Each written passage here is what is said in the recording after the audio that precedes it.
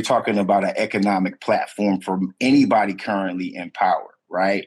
I look at things from a Black liberation standpoint. I look at things from a Black man that is born and raised in the South, right? That has since the year of our Lord 1996, and I'm gonna age myself. I've been voting for people who basically I've been told, if you don't vote for this person, all hell will break loose and earth will be over. But the problem is that is a never ending situation, right?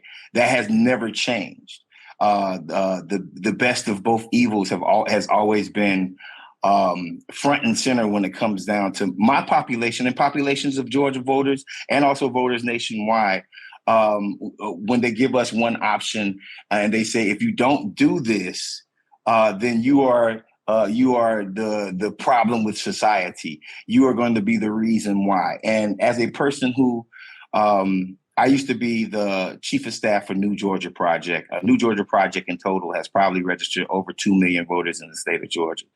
During my tenure as the chief of staff, we registered about 450 to 500,000 voters while actively seeing our voters being real voter suppression. And I'm talking about putting police cars in front of voting locations to dissuade Black and brown voters from showing up, from changing locations at the last second, the day before the election, and then legally trying to make sure that people, they even had a poll test up until 2017 at one voting location, like a test of your intelligence to make sure that you were able to read and write. And we had to go and sue the state.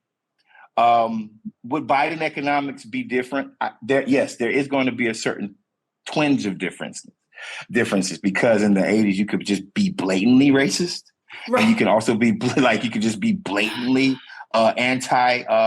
blatantly capitalistic as much as you possibly can, and you have to hide sort of your corporate sponsorship with a person of color or a Black person or a LGBTQIA twinge to it, right? So the message might not be different, but the messenger might be different. And the people who are included in the good package of the things that do happen might be a little bit more people of color. But just because there's a Black person who's making $1 billion and not giving anything back to the community doesn't mean that the whole economic system is good. So that's how I see these things, right?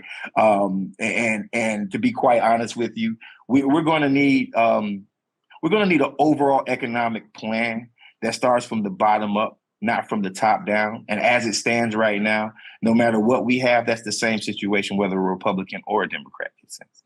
Yeah.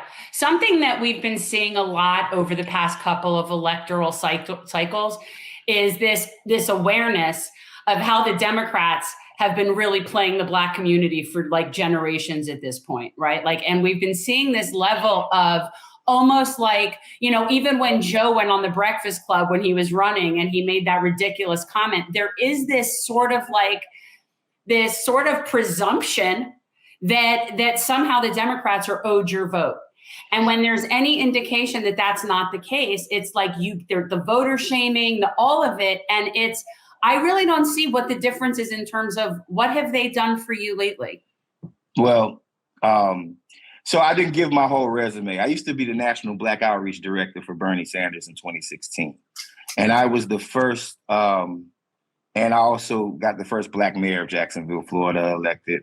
And I've also worked for a Joe Biden PAC at one point, because when you're a political operative, sometimes you don't necessarily have the option of working with your beliefs. I hate to be like that, but that's reality. When you make $30,000 a year and somebody says, hey, I'm going to pay you $90,000. Hey, you go for it. And I don't necessarily feel good about some of that work, but this is what I am going to say. The Democratic Party does have people within the party that do want an honest, legitimate change. I would be lying to a lot of my friends and lying on them if I said that some of them didn't understand that reparations is a conversation that needs to happen in America. That issues of our community, like, stopping Cop City, from happening in Atlanta, Georgia, where they not only environmentalists should be pissed off, Democratic environmentalists should be pissed off, but Black elite gatekeepers should be pissed off also. They cut down, Atlanta has the largest amount of forests in America for any metropolitan city, the largest amount of forest, the largest forest land. And they cut down acres of one of our major forests and put a militarized cop training facility. They're about to put that into the city of Atlanta in the middle of a Black neighborhood. The Democrats have had a lot of opportunities to adjust to what Black Americans literally need. When you don't do anything for us and then you expect us to do the same, give you the same results year in and year out, it's going to cost more money to pull us to the polls. That's why in Georgia alone, in the 2020 election, in the primary, they spent $750 million in the general election, to pull out voters, when all you have to do is save that money and bring out honest policy that will naturally bring people to the polls. There is a well-known thought process within the Democratic Party that's unfortunate. And the thought process is, you're going to vote for us or you're voting against yourself. Right. When there's not necessarily a truth whatsoever. And then their tactic is using Black gatekeepers. Their tactic is rolling out a Jim Clyburn to vote shame a whole state. Their tactic is rolling out any celebrity that literally has no political acumen whatsoever, but because you see somebody on CNN or MSNBC on a daily basis, and that person is famous to that famous person, they get a call from certain elites and say, hey, why don't you come down to Georgia and say, if you don't vote for this person or that person, then you are hurting your own community. And the question becomes, and you hear this word a lot, but it's also been sort of ridiculed when Black folks bring it up now, especially because I'm proud of the younger Black voter. I am going to say that. I'm very proud of younger Black voters because they're not standing up for the same things anymore. The Democratic Party is going to have a very hard time keeping young Black male voters, young Black female voters voting in the same direction when they've seen generations and generations of no change within their communities, right? And we're talking about urban areas. We're talking about urban areas where policing is militarized and we die on a daily basis, but there's a Democratic mayor, right? Yeah. Right. And we're speaking with Marcus Ferrell. You brought up a really great point, Marcus, and I don't know how familiar you are with Jen, but Jen ran against one of the absolute worst Democrats. I'm tired of saying Democrats, just one of the worst politicians in America, W. Wasserman Schultz, in 2020. One of the experiences that we took away from that run that I am sure you have experienced as well and would like to hear from somebody who was truly on the inside. This is much worse on the Democratic side than it is on the Republican side, because on the Republican side, you actually have to win races. But there is a cottage industry of the consultant class in the Democratic Party. And I am wondering, from your perspective, how much of this money that gets raised by the Democratic Party voters, donors, et cetera, how much of that would you say gets wasted on the consultant class, win or lose any election in question? Yeah, we're talking about the political industrial industry. Thank you. Yes. We're talking about, and it's the reason why we lose races, right? Point blank, this industry is the reason why races are lost. It's the reason why you don't see outreach in Black communities at barbershops up until the October before the election. Of course. It's the reason why you don't have victories. And let me explain to you why.